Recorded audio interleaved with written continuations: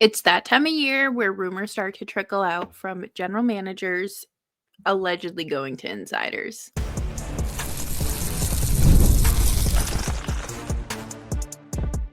You're Locked On Flames, your daily podcast on the Calgary Flames. Part of the Locked On Podcast Network, your team every day. Hello, everybody, and welcome to today's episode of Locked On Flames. As always, I am your host, Jess Belmosto, and thank you so much for joining me. Today's episode is brought to you by Game Time. Download the Game Time app, create an account, and use code LOCKEDONNHL for $20 off of your first purchase. Today, I thought would be a fun day to dive into the latest rumors surrounding the Flames, what the Flames were allegedly offered for Dan Vladar, and did that make sense? And just who else got called up for the Flames ahead of tonight's matchup against the Buffalo Sabres. Make sure you're subscribed to Locked On Flames wherever you get your podcasts, as well as YouTube. We are here for you Monday through Friday, 5 days a week. Your Calgary Flames every day. And let's just get our cups of tea ready and get ready to spill it, because this time of year is always so interesting and so fun because, number one, it tests like the waters, right? Fan reaction, other general managers' reactions, insiders, sources, and just media literacy in general. I think that's that's always an interesting topic, especially with the landscape of media right now. But I think, hearing the rumors and reports it's part of the game, right? Because we heard about, JT Miller potentially going to the Rangers. What is it, like a week and a half ago now, and nothing happened. And now the Hurricanes and Rangers have kind of kicked up rumors again. And we hear about everything for a reason, especially this time of year when it specifically comes to trades or extensions or anything like that, because agents and general managers are talking. And of course, someone is going to an insider like Elliot Friedman or Jeff Merrick, or a reliable source. So I think that that's a good trust your sources sort of deal. Chris Johnson, another one, Julian McKenzie. But I just want to remind everyone that we're hearing about everything for a reason. If we were not supposed to hear about it, we would not hear about it at all, or until months later, maybe years later. Kind of like the same way I look at last year's trade deadline with Jacob Markstrom, right? We didn't know all the details at first. We didn't know how or when the trade fell apart, but we found out, a few months after he was traded, that he was ready to go in March when the Flames were on the East Coast road trip, and it just never happened. It sounded like the trigger was ready to be pulled and they just backed off. But this is important to remember, because I think a lot of times people will report things for engagement, for rage bait, for the sake of being bored and starting rumors and trying to have any ounce of credibility. But it's a good way to test what your fans think this player is worth and what your general manager thinks this player is worth, because there was a report that came out earlier this week about the Flames supposedly being offered a 5th round pick for Dan Vladar, which is crazy to me because, I would not trade him for a 5th round pick. He's not that great, but a 5th rounder? Come on, be serious. They gave up a 3rd for him after he'd only played like 6 NHL games. And his value certainly has not gone down. I'm not saying he's worth a first or a second round pick, but I feel like a third or a fourth is more realistic. A fifth just feels disrespectful. Like, he's a fine backup goaltender. Has struggled with injury, has struggled with consistency. But if you have a strong starter like you did with Markstrom, he's fine. And obviously Dustin Wolf too. But maybe that gets out so so teams know what the Flames are thinking. And okay, this team offered you a fifth, but what if I offer you a fourth or a third, a fourth and a fifth? Or my third and my fourth, or third and a fifth. I don't know.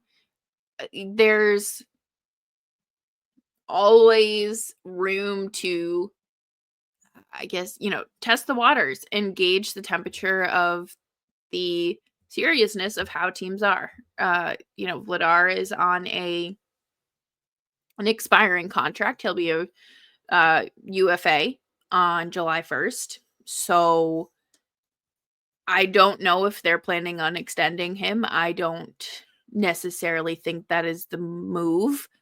But then we're going to talk about Devin Cooley here in just a minute. And we're going to talk more about trading Vladar in a second. But I think it's just important to keep your options open and to for general managers to know what other teams are thinking and what they're valuing their players at, because there's a reason why we hear everything from 32 Thoughts. We find these things out for a reason. There is a reason why they're being reported at the end of the day. A mouthpiece for the NHL, if you will, and general managers maybe. But coming up next, we're going to talk about the possibility of trading Vladar, as well as who would come up for the Flames from the Wranglers, or would they trade for another goaltender, and who else could potentially be on the move here on Locked On Flames.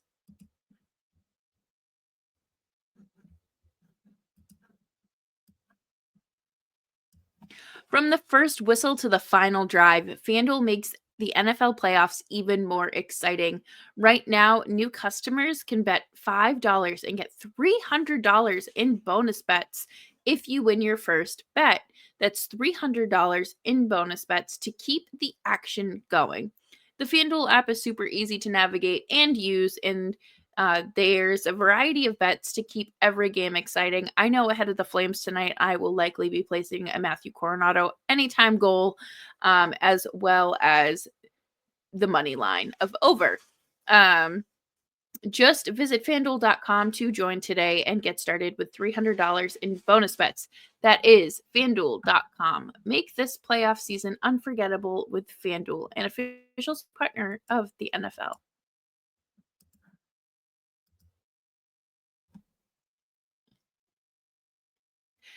Thanks everyone for hanging out with me today on Locked On Flames. Make sure you're following me on Blue Sky at Jess Belmosto. It all comes back to the long-term picture, right?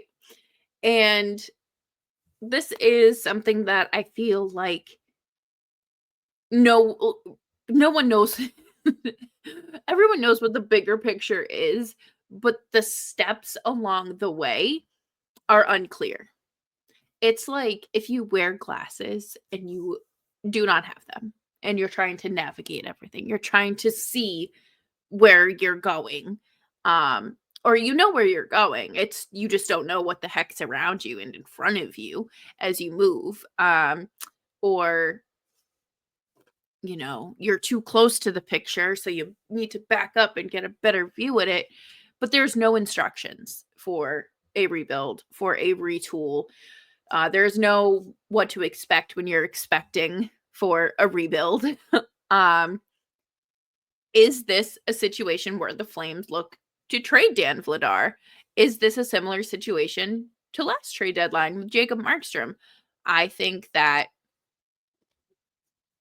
there are teams that are obviously looking for goaltenders. I don't think Vladar goes to the Devils, even though Markstrom will be out for some time. But I do feel like there's a chance teams do call on him. But what do you do?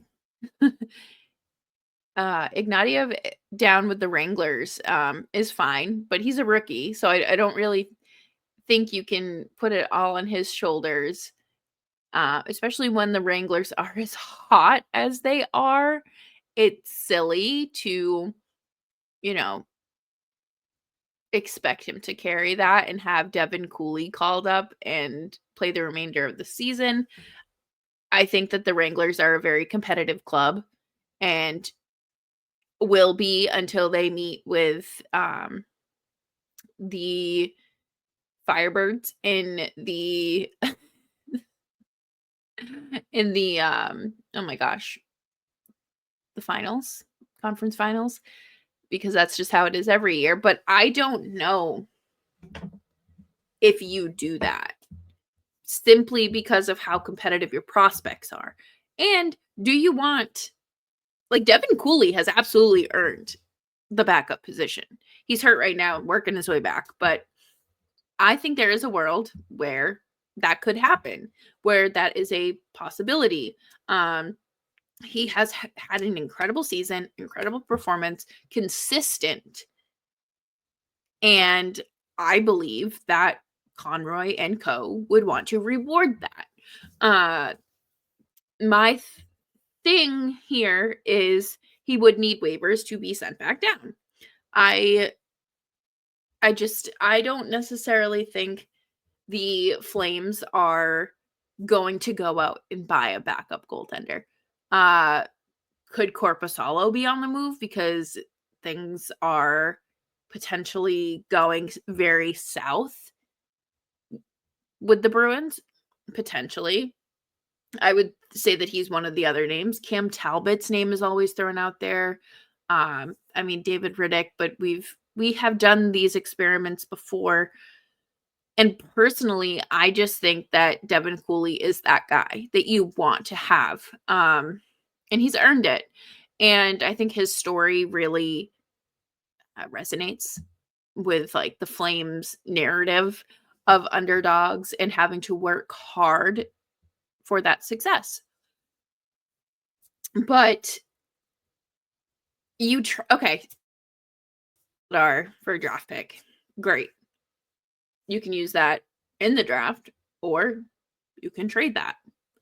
I don't know. You can get very creative here. And outside of the goaltending, you have to look at your forward group and your defensive group. They have made it clear they are not trading Rasmus Andersson. There's a strong chance the Flames extend Rasmus Andersson this summer. Okay. So that is off the table. You're not trading Mackenzie Weegar. I don't care what anyone says. That's not happening. Unlikely you trade Kevin Ball. Miramonov, probably not. Joel Hanley would be a good 7th, 8th defenseman for a team making a cup run. Sure, if you want, and then potentially shake some things up and get younger guys up for the end of the season. Could you potentially see moving Mikael Backlund as an option? Absolutely not. He is the captain of the team, longest tenured Flame, and that would just kill morale. That, to me, would say a lot about the type of decisions the Flames are making. Because if you're going to trade your captain, who is not doing too great this season, you're not afraid to move anyone. And at that point, everyone's going to start walking on eggshells because you're dispensable, you're disposable. So do you do that? And we have seen Nazem Kadri's name come up time and time again. And I think it could happen. I'm not saying it will happen, but I do see a world where a move has to be made. Kadri wants to be in Calgary. He believes this is a playoff team, that he sees a lot of comparison in parallels between this Flames team and the 2022 Avs team that won the cup. Mentioned this yesterday. I really don't know what those parallels are, other than they both play near the Rocky Mountains. Jerseys are a shade of red, and he played on both teams. If anyone would like to fill me in on any other possible parallels, please let me know. I'm thinking maybe goaltending, but I don't think you are moving any veterans right now. Could you? Yes. Last season, I thought it was going to be potentially Blake Coleman, because Coleman obviously had a career year and could have been an asset to a team's, third line offensively. What type of message does it send, though, when guys have deeply rooted their families in this city, have been outspoken about wanting to stay, and you trade them? It is different when they have to waive their no movement clause, because then they're fully looped in, right? And they have some sort of say. But I think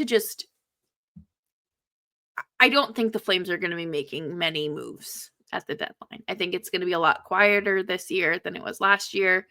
And so be it. This team is not necessarily a playoff team. This team is still hanging out in the mushy middle. And I don't know how we went from, yes, I do. I do know how we went from this team is bottom of the league to, oh, they're a wild card team. It's Dustin Wolf. If the Flames do not have Dustin Wolf, they're chilling with San Jose and Anaheim, which could fix some of their problems. But I digress. Coming up next, we are going to discuss the latest call-up for the Flames with Wranglers captain Clark Bishop, as well as more options for the Flames as we roll into the second half of the season here on Locked On Flames.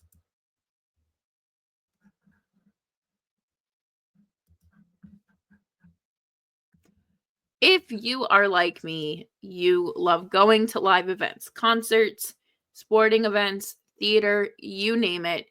And I have no one else to thank but Game Time for all my trips to Flames games this year. They have made it possible to go to all of these games, away games, at an affordable price. And they have made it even easier to get tickets to all your favorite events with Game Time Picks. This feature filters out the fluff to show you only incredible deals on great seats, so you don't have to waste your time searching through thousands of tickets. I used this feature specifically for the Battle of Alberta in October, and I found my tickets within minutes. Very simple, just a few clicks. And you can take the guesswork out of buying tickets with Game Time. Download the Game Time app today, create an account, and use code LOCKEDONNHL for $20 off of your first purchase. Terms apply. Again, create an account and redeem code LOCKEDON NHL for $20 off. Download Game Time today. What time is it? Game Time.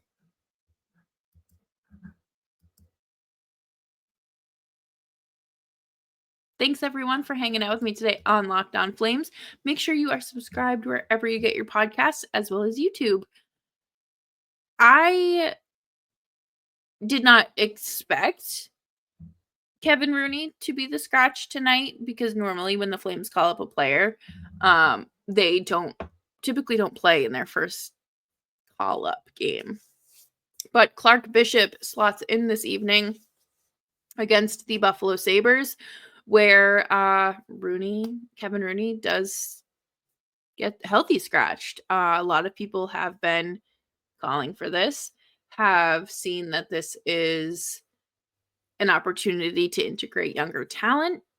And I personally am open to any and all options because you need to know what you are working with. And with Rooney being out, that leaves the opportunity for you to slot Rory Currens over to center, which is something they have wanted to do. And now the opportunity is there. And you have Ryan Lomberg and Clark Bishop.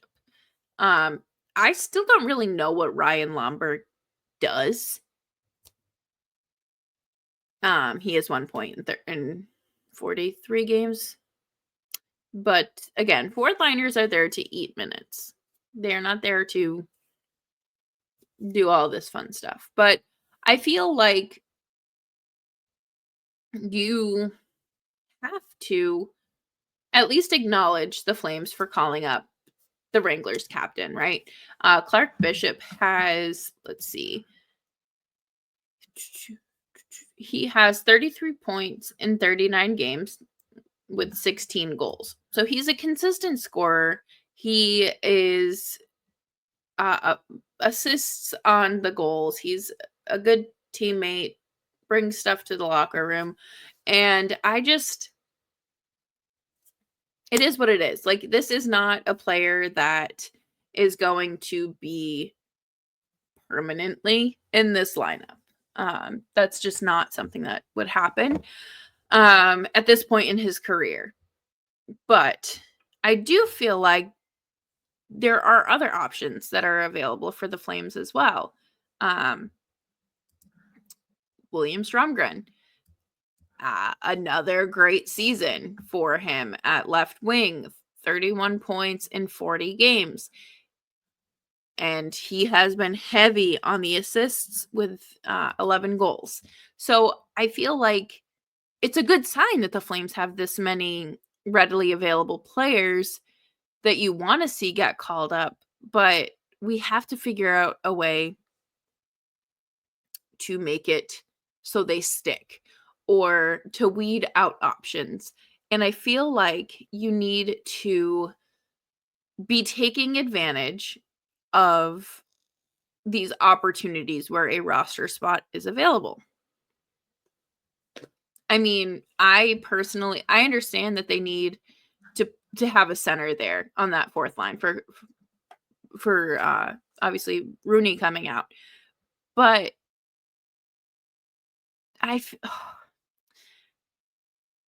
there are players on the Wranglers that deserve to be called up. And I don't know, like, at what point you potentially scratch Sharon Govich too, just to try to get the juices flowing again. I don't know. I feel like there are not a handful, a decent amount of players that you could be like, okay, like it would make sense if they scratched him, sort of deal. But again, this is an opportunity to look at all of the possibilities that you have. More importantly, you're getting Currens at center on that third line with Sharon Govich and Pelletier. I'm fine with it. I think that that's fine. You need to exhaust all of your options and not just look over it and let an opportunity pass you by, because this team needs center depth. And Rory Currens has earned this call up and has been successful. He has looked great. And tonight's another opportunity for him to shine and show what he is capable of. Do I think tonight's game is an end-all be-all? No. I don't think if he has a bad game that he's never gonna play center again, and I don't think that if he has a great game, um, he's only going to play center. I think he'd get another opportunity at it, but I guess tonight you just have to watch and watch the stats, do the numbers on the score sheet, chart, whatever you're calculating your stats from, look similar to what you're seeing on your television. And I think both the eye test and analytics play a big role in things, because you can look at like, I think plus minus is just kind of a dumb stat. But if you look at, Kevin Ball's, I don't know what he's at now, but like his minus, that's 11. I don't know what it is. I feel like it's a lot higher than that, but I'll give him the benefit of the doubt here.